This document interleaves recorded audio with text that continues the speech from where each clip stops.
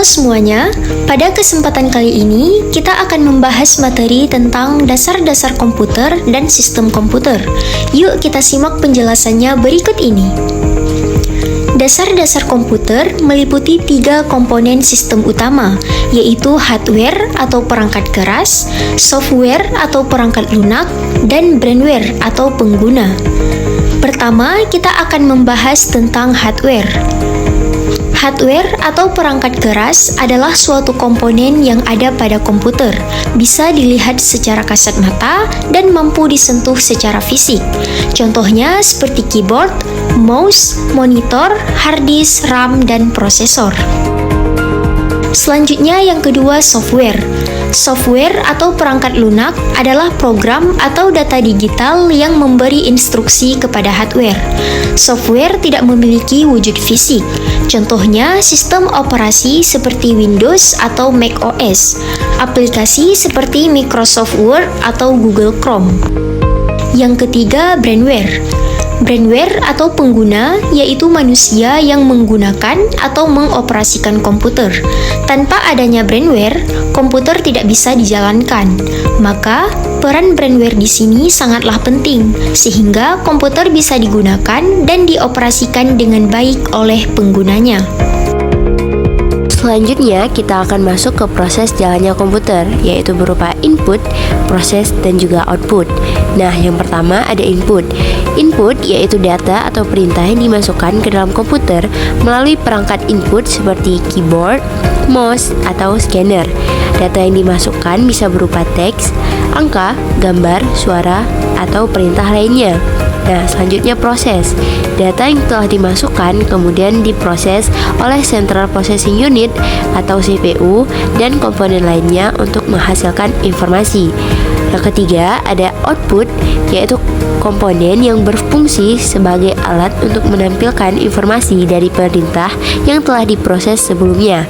Contoh komponen output yaitu monitor, printer, speaker, dan lain sebagainya. Kemudian, kita akan membahas tentang CPU atau Central Processing Unit.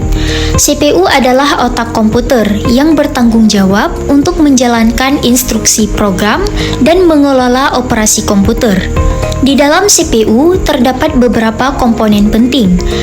Contohnya seperti RAM atau Random Access Memory, yaitu memori sementara yang digunakan untuk menyimpan data dan program yang sedang aktif agar dapat diakses dengan cepat oleh CPU.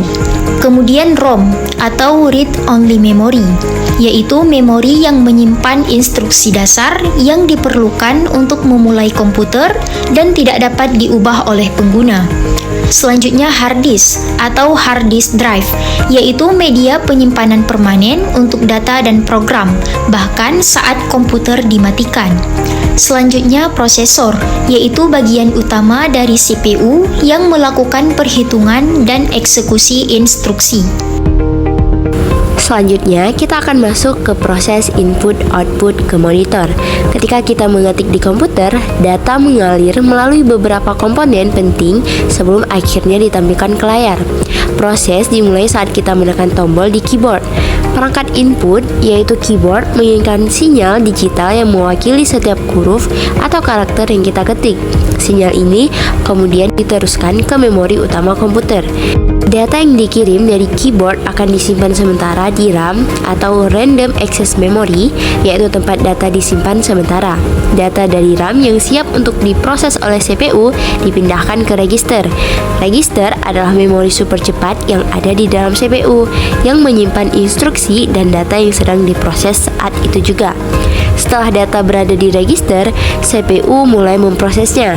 Sebelum data dari RAM sampai ke register, seringkali data tersebut disalin ke memori cache. Nah, cache adalah memori kecil dan cepat yang berfungsi untuk mempercepat akses CPU ke data yang sering digunakan. Jika data yang diperlukan sudah ada di cache, CPU tidak perlu menunggu akses dari RAM yang lebih lambat. CU atau Control Unit dan ALU Arithmetic Logic Unit di dalam CPU. CU berfungsi sebagai manajer, mengarahkan aliran data dan instruksi. Ia menginstruksikan ALU untuk melakukan operasi yang diperlukan, seperti menyusun karakter menjadi kata atau kalimat. ROM atau Read Only Memory, diagram juga menunjukkan ROM. Meskipun tidak terlibat langsung dalam proses pengetikan sehari-hari, ROM menyimpan instruksi dasar yang diperlukan saat komputer pertama kali menyala atau yang biasa disebut dengan booting. Nah, yang terakhir proses output menampilkan di layar. Setelah data diproses, hasilnya dikirim kembali ke perangkat output. Register, hasil pemrosesan dari CU dan ALU disimpan sementara di register sebelum dikirim keluar. Dari register, data yang sudah diproses, yaitu teks yang kita ketik, dikirim ke perangkat output, yaitu monitor untuk ditampilkan di layar. Teks tersebut kemudian muncul di layar dan kita dapat melihat hasil dari apa yang kita ketik. Sistem operasi. Sistem operasi atau yang biasa disebut dengan OS adalah perangkat lunak atau software yang paling penting dalam sebuah komputer. Ia berfungsi sebagai manajer yang mengelola semua sumber daya perangkat keras atau hardware dan perangkat lunak, serta menyediakan antarmuka bagi pengguna untuk berinteraksi dengan komputer. Tanpa sistem operasi, komputer hanyalah sekumpulan perangkat keras yang tidak bisa digunakan. Contoh-contoh sistem operasi. Secara umum, sistem operasi dibagi menjadi beberapa jenis berdasarkan platformnya. Yang pertama ada sistem operasi komputer. Ini adalah sistem operasi yang paling sering kita temui di laptop atau PC desktop. Contohnya yaitu Microsoft Windows, ada Mac OS, dikembangkan oleh Apple khusus untuk produk Mac, dikenal dengan desainnya yang elegan dan keamanan yang kuat. Nah, ketiga ada Linux, sistem operasi open source yang gratis dan sangat fleksibel, memiliki banyak varian atau yang biasa disebut dengan distro seperti Ubuntu, Fedora, dan Debian. Yang kedua ada sistem operasi mobile, dirancang khusus untuk perangkat genggam seperti smartphone dan tablet. Yang pertama ada Android, dikembangkan oleh Google, merupakan sistem operasi mobile yang paling banyak digunakan di seluruh dunia. Yang kedua ada iOS, dikembangkan oleh Apple khusus untuk iPhone dan iPad. Penyebab dan solusi masalah yang terjadi pada komputer. Masalah umum yang sering terjadi pada komputer yaitu harddisk terlalu penuh dan prosesor terlalu panas.